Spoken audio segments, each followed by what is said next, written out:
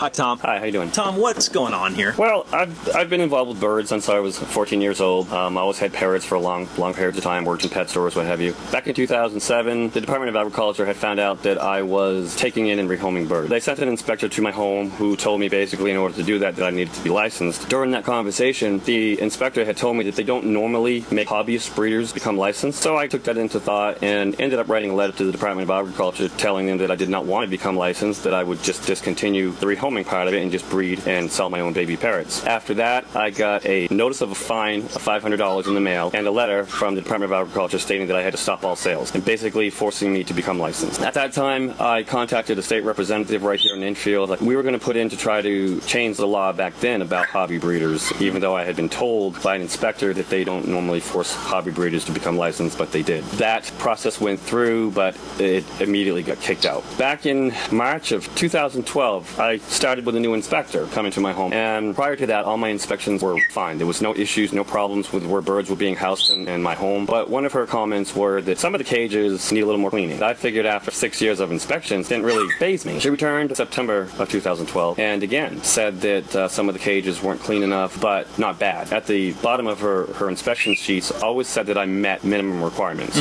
There was an altercation that happened in my home and Enfield police got involved. On December 12th, 2012, the inspector had returned to my home with town zoning for Enfield. They needed to do another inspection. The first words out of the inspector's mouth was, "Everything looks the same to me, nothing looks different." So I said, well, yes, we have taken in a few more birds, but I said it's like maybe 4 or 5 birds tops, and we haven't taken any more in since then. On the previous inspection, she had asked me how many birds I had, and I told her, I said, I'm not 100% sure, but I think we had 50 some odd birds or something like that, but I didn't know because I had never taken a count. It was just assuming. It made it look like we had a huge jump in the population of the birds that we were housing here, which, as was put in the report by Stephen Crawford, that we had like a 72% jump, which was totally incorrect. So throughout the inspection that day, my cages happened not to be clean. And you got to understand, this is in December, which is a crazy time of year. Things were not up to code as they should have been. As we were going through, looking at the cages and the birds, and it was like the inspector was like nitpicking things that were never an issue before. She told me and wrote in my inspection that I was nearing the maximum amount of birds I could have for the space that I have available for the birds. Now, she said nearing, but when she went back and filed a report with Stephen Crawford, who's the New Hampshire State vet, there were some things in there like, oh, my birds look stressed, my filters aren't clean enough. I had 2 filters running in each bird room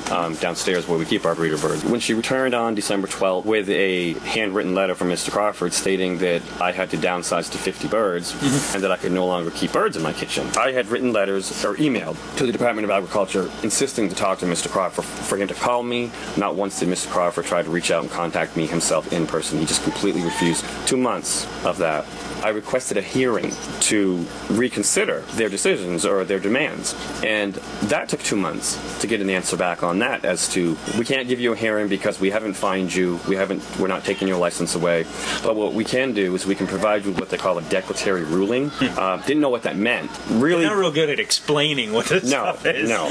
The commissioner of the Department of Agriculture also got involved, and she was good at responding to me. She appointed a guy, I believe his name is David Russo, who works in pesticide control for the Department of Agriculture. What they do is they appoint somebody that has absolutely nothing to do with my business or hobby, who's never been involved with me. The way it was explained to me is that you provide this person with a letter and explain to him the condition and how it can better the public. It made it sound like as though if I did this, there was a possibility that they could change the number of birds that I could house and possibly say, hey, it's okay to keep certain birds in the kitchen. That wasn't the case at all. What a declaratory ruling means is that somebody outside the department, and be like a mediator, somebody in the middle to come in and just kind of bring some new perspective. Exactly. Explain the law. After that, it was like I tried to contact different people, state representatives, and tried local ones. State Representative Wendy Piper. Yep, it's a local here in Enfield. I spoke with her in person and on the phone. She did call the Department of Agriculture and discuss the situation with them, but basically she kind of like went with the flow with them. There's a bird group that goes through New England called Birds of a Feather, BOAF, and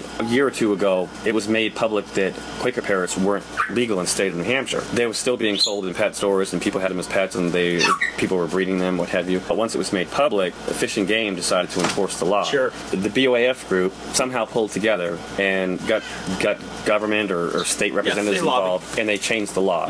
So these birds are now legal in the state of New Hampshire. I tried to get these people to help me out, and it was like they would just throw me to like one person to the next. And probably didn't have enough people in the queue to help. Right. They made it sound as though like it was a personal problem with me and the Department of Agriculture, when in fact fact, it's not. It's a rule that goes to anybody who's licensed. And that's another thing. It's a rule that's written that says that you can't have animals or birds, and as it's written in the rule, placed in stores or shopping facilities where food, drink of any kind is sold, prepared, etc. But this is my private home, and they're enforcing that rule on me in my home.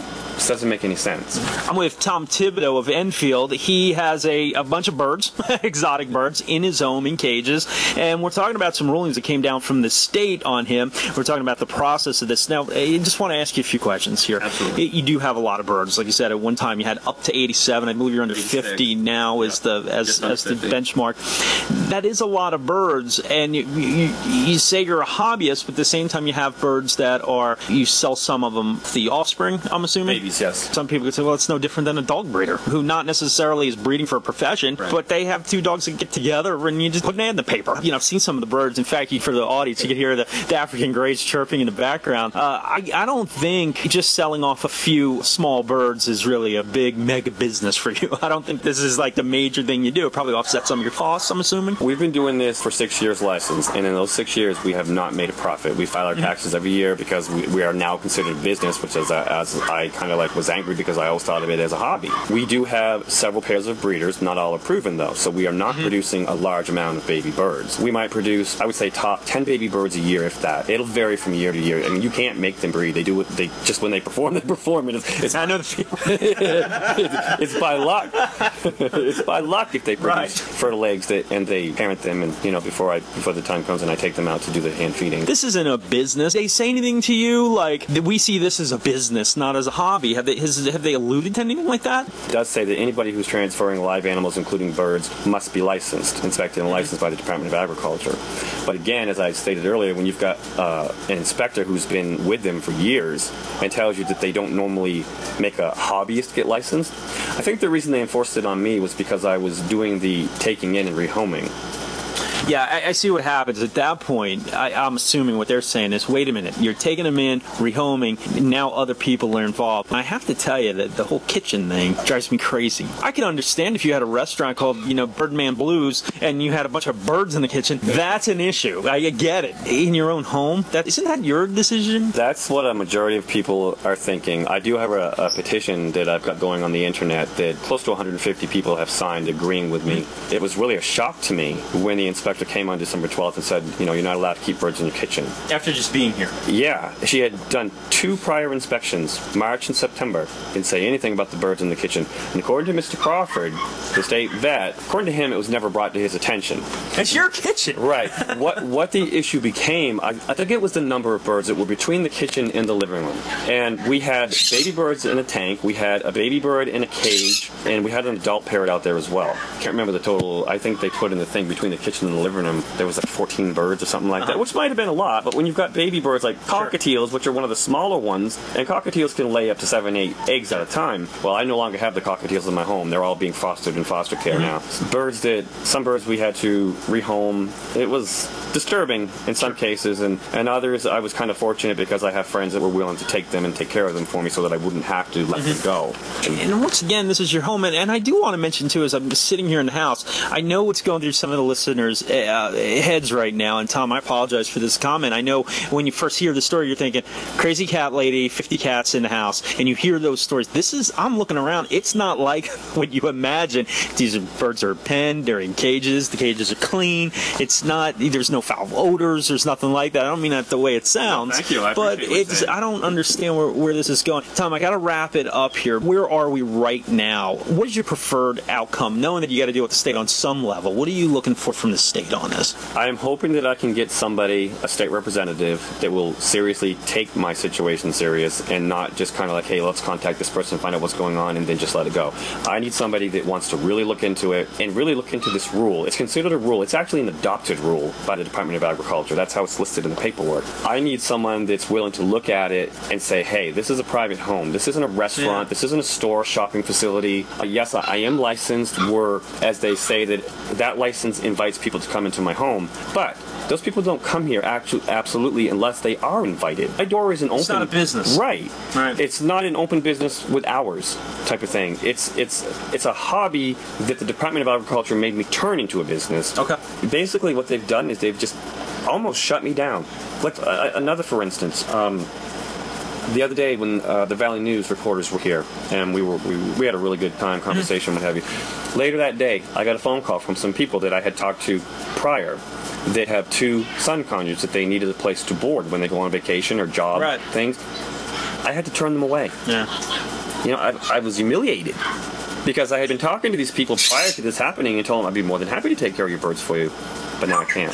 Tom, is there anything real quick you want to leave the audience with? I'd like to thank those that are helped me, and I appreciate all the support that I've gotten from several people out there. If there's anybody interested in following, you can look me up on Facebook under Painted Wings. And I just hope that with the attention that I'm getting from this and the support, you know, with the right people, that can get that rule changed when it comes to private homes. Thanks for being on Live and Local in the Morning on WNTK. Thank you very much.